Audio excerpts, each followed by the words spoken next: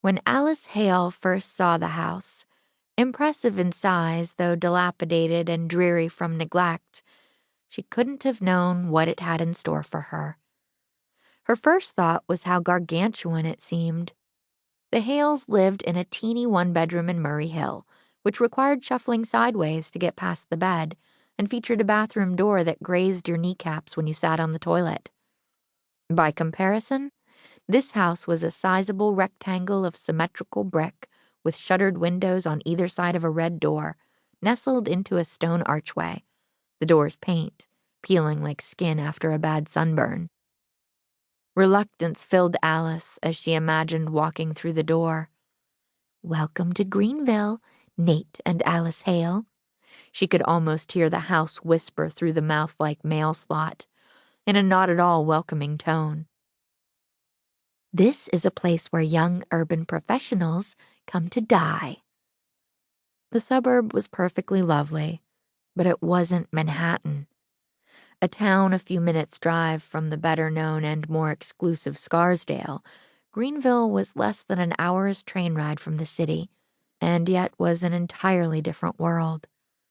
Wide lawns, picket fences, many of them predictably white, sidewalks clean enough to eat off of, no sounds of traffic, which made Alice uneasy. Her left eye twitched, likely the result of having barely slept the night before. She had paced their shoebox-size apartment in Murray Hill in the dark, overwhelmed by the sense that this, the house, Greenville, all of it, would be a terrible mistake. But things always feel dire in the middle of the night, and by morning her insomnia and worries seemed silly. This was the first house they had seen, and no one ever bought the first house. Nate took her hand, leading her along the sidewalk to look at the house from the side. She squeezed his fingers, followed his gaze as they walked. "It's nice, right?" he said, and she smiled, hoping the twitching eye wasn't obvious. Taking in the home's facade, the deep cracks in the cement walkway, the graying picket fence that leaned askew, Alice realized why the house was priced the way it was, though still pushing their budget, especially now that they were living on one paycheck, which had been Alice's doing and still made her stomach ache with guilt when she thought about it. The house was desperately in need of work. A lot of work. And they hadn't even gone inside yet. She sighed, pressing her fingertips to her eyelid. "This is fine," she thought. "It's going to be fine." "It's a lot of money," she said. "Are you sure we can afford it?" She had grown up with nothing extra, and sometimes not even the basics. The idea of a mortgage terrified her. "We can, I promise," Nate replied. He was a numbers guy and good with money.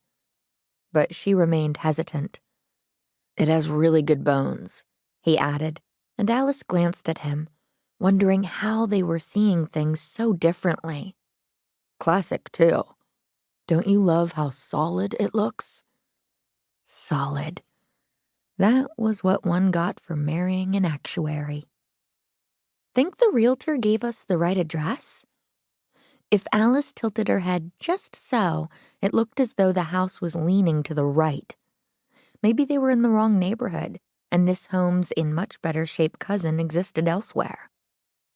"Oh," she said, "Greenwich, not Greenville," Nate might say as he reread the email from their realtor.